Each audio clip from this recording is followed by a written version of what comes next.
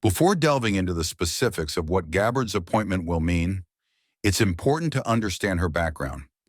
Tulsi Gabbard served in the U.S. House of Representatives from 2013 to 2021.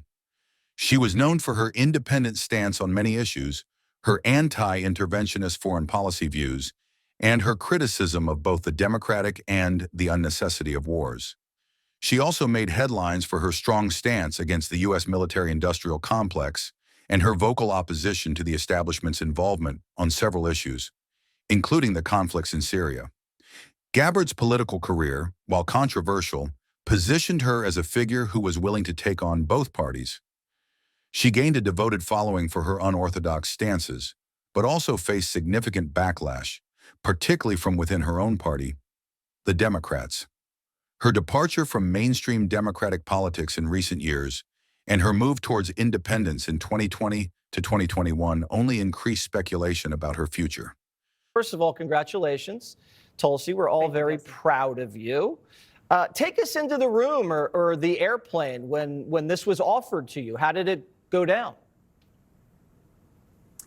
We had a great conversation and talked a little bit about the work that needs to be done. And I was grateful and honored to accept President Trump's offer to serve our country and support his objective to defend the safety, security, and freedom of the American people as the Director of National Intelligence. How do you think foreign capitals are taking your nomination and the nomination of other people in the national security apparatus?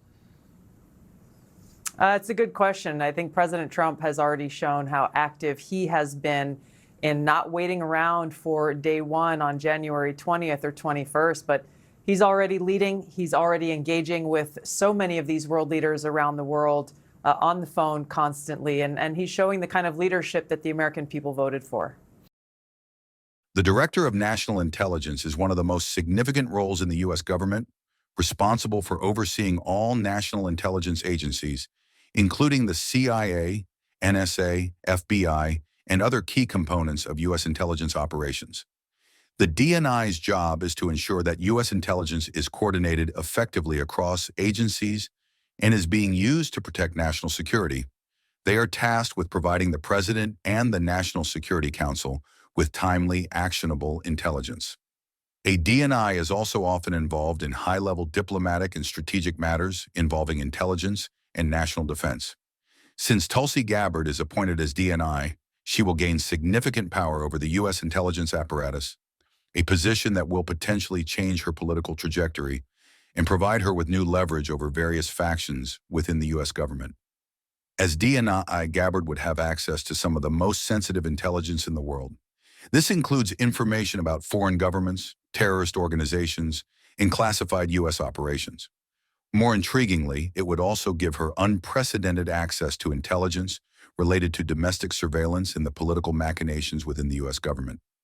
One of the central implications of this access would be her ability to learn details about the intelligence community's surveillance activities.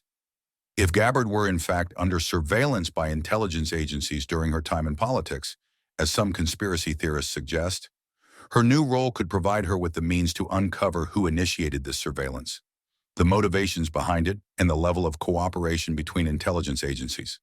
If there were, for example, a politically motivated attempt to monitor her activities or discredit her, Gabbard would now have the tools to expose such efforts to the public. With access to vast amounts of classified information, Gabbard could uncover intelligence that implicates political figures, not just from the Biden-Harris administration, but from the Democratic establishment as well.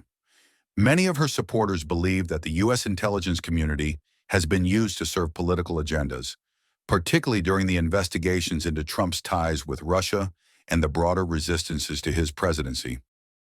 From the beginning, the Democrats spied on my campaign. Remember that? They attacked me with an onslaught of fraudulent investigations. Russia, Russia, Russia. Ukraine, Ukraine, Ukraine. Impeachment hoax number 1. Impeachment hoax number 2. The illegal and unconstitutional raid on Mar-a-Lago, right here. They're lying to the FISA courts, the FBI and DOJ relentlessly pursuing Republicans. the unconstitutional changes to election laws by not getting approvals from state legislators. As Director National Intelligence, Gabbard could theoretically expose misuses of power by figures like former President Hillary Clinton or other Democrats involved in shaping the narrative of the Russian interference investigation or the Clinton email scandal. By unveiling secrets about how intelligence agencies operate behind the scenes, Gabbard will not only damage the reputations of key political figures, but also fuel the growing distrust many Americans have in Washington's power structures. Gabbard's combative political career, particularly her criticisms of the Democratic Party's leadership, will fuel her desire to use the Director National Intelligence role to expose the party's secrets and destroy the credibility of key players, including Hillary Clinton, who remains a controversial figure in American politics. Given Gabbard's vocal opposition to the Iraq War and her distaste for the traditional party machinery, she could use her position to undermine her former political adversaries within the Democratic establishment. Moreover, Gabbard's revelations could shake up not only the Democratic Party, but also the political dynamics in Washington more broadly. By revealing potentially explosive intelligence about the activities of the U.S. political elite, Gabbard could position herself as a populist hero, particularly among voters disillusioned with the political status quo.